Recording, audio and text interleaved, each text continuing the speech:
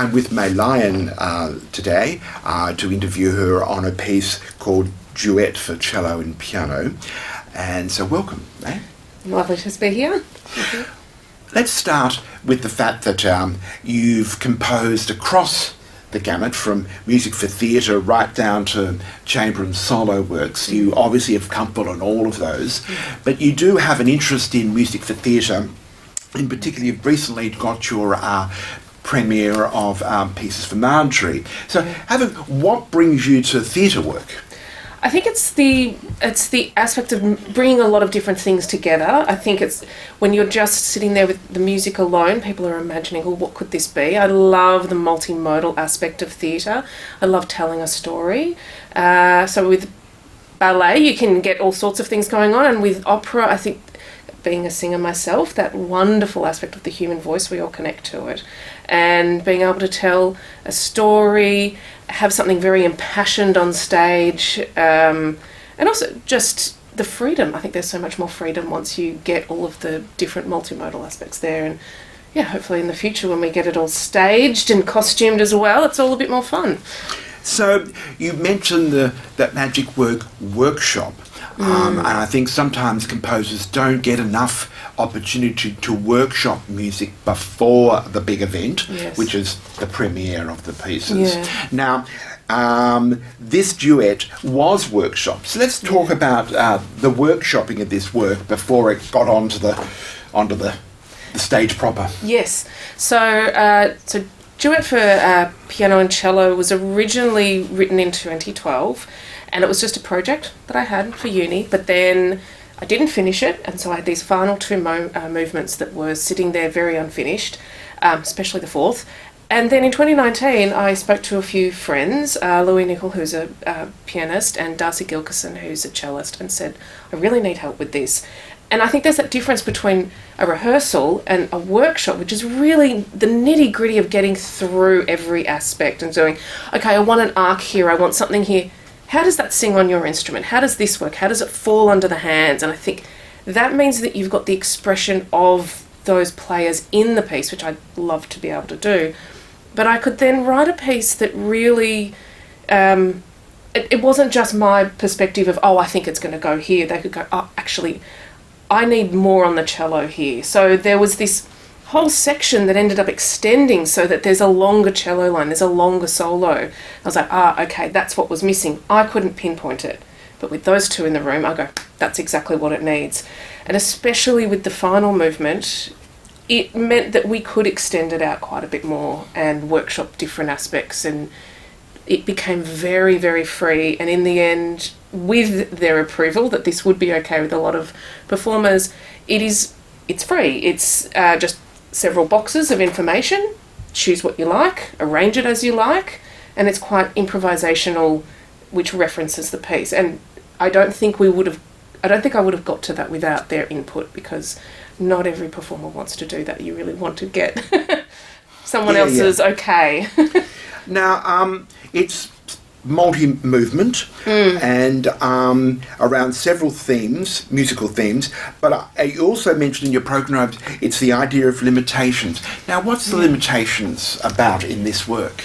So limitations initially is pitch. So there's like 5 notes, 7 notes, or sometimes even only 4 notes, and then I've just got a little rhythmic pattern that goes with it, and that's it. And then trying to say the first movement only uses 7 notes, very normal, but the cello only uses 4 of that entire thing. So by the time, so it's limit of range or limit of rhythm, so that way, by the time you get to the third movement, it's ever so restricted. You have to focus on timbre, you have to focus on dynamic, you have to focus on the very minor aspects of composition and variation to give interest to the piece. Because when you're looking at a page where there's so many different possibilities, the limitation is what gives the interest and opens up the piece, well, for me. So when I get to the third movement, it's now a variation on the theme that has been there before, but the limitation comes for the piano, which plays the same theme twice. There's no change for the piano. There might be a few octave displacements, but that's it. The Cello. The cello! I'm sorry, I've written a few pieces. Apologies. The cello, on the other hand, it has a theme. It plays it again, but it plays it in a different way. It varies. And it sounds so different simply because it's got a variation, but the piano's doing the same thing. And then it starts to become a lot more free until we get to that last movement, which again has some similar themes, but has this flowing idea and its complete freedom, and the range moves all over the place. The dynamic moves all over the place. The cellist has a lot more movement. And when you talk about freedom, particularly in the fourth movement, I find that it's about being expressive. Yes. And that's where I think that movement sits outside of the other movements, is the expressivity, if I can use that, the expressiveness of the instruments, particularly the cello. Yes, yeah. If I wanted to compare, say, the first movement and the last movement, whereas every single action in the first movement is highly specified, so from a single non-vibrato line that moves to wide vibrato, that aspect is up to the performer by the time you get to the final one. So it sounds very improvisational in the first, but it's actually in the last one that they've got all of that. But they've been given all of that variation and, I guess, guidance in the first to say, yes, you can do this in the last one. And that's where the freedom comes in the last one. Again, in that first one, it's sort of like, well, what are the timbral changes? We're going between sul ponte and sul tasto. If you're just sitting there listening to it, you might think that's very free. It's so specific. It's exactly written down. But in the last movement, because of the freedom, they might choose to go, this is a bit quieter, but I'm going to make it that little bit more sul ponte, or I'm going to make the vibrato a little bit wider here. And those things, I think, bring it out as that's the cellist's voice and their way of expressing it, and becomes much more romantic. And from listening to the whole piece, it for me sort of is almost like an inverted wedge shape. It gets very at the end. At the start it's quite narrow and point, you know what I mean? Yes, and then expands outward, and by the fourth movement it's got right to the air, you know what I mean? Yes. The big picture it's meant to blossom. There. It's meant to blossom. Is the word, yes. Yeah, so it starts from this single restrictive note and then just blossoms out into this cascading sound. Even the piano, which was this tiny little plonk, plonk, plonk sort of thing going on, is this flourishing, nearly, I guess, if you wanted to refer to Debussy, sort of things carrying on. It's these lovely long lines. I think it gives that sense of freedom, even if it is very particular on the page. But it blossoms out, and then gives complete freedom to the players in however way they want to end it, which I think is a lovely thing to give performance. As a composer, do you have obviously don't, but the idea that somehow or other you're not necessarily in complete control, and that you've allowed your control to go to the performers instead? Actually, there is that. I think I always think of my compositions in some ways as my babies, and you have your baby and then you give it off to other people and it's out in the world, and it's what they choose to do and how it has its life. And I think it's theirs once they have it. I've put as much on the page as it's meant to be, and that is saying this is its character, this is its voice. But every player is going to do something different, and I think that's wonderful. Notation is so imprecise in any case. Exactly. It doesn't matter how precise you are. Even an accent or a staccato is going to be different. Yes. So I think it's up to them and their interpretation, and I really like that. And I like, especially at the end, if I give that freedom, I think they're more likely to pay attention to the very close details at the start, because they know they've got the freedom later on. So it's my voice, but also theirs, which I like. Yeah. And that comes through in the performance we're going to hear, which is with Campbell Banks on cello and Lee Harrell on the piano. It was recorded at St Stephen's in Richmond on the 6th of May 2023. And I just want to conclude by a lovely quote that you have on your website. For me, to create music is part of being human. And I think that is so true, that we, as composers, we are trying to get our voices out there to communicate with the general public, and That is a beautiful way of saying it. For those that are interested in the score, it's you can get it through May's website, through Issue, or alternatively through the Australian Music Centre. May, thank you so much. Thank you very much for having me.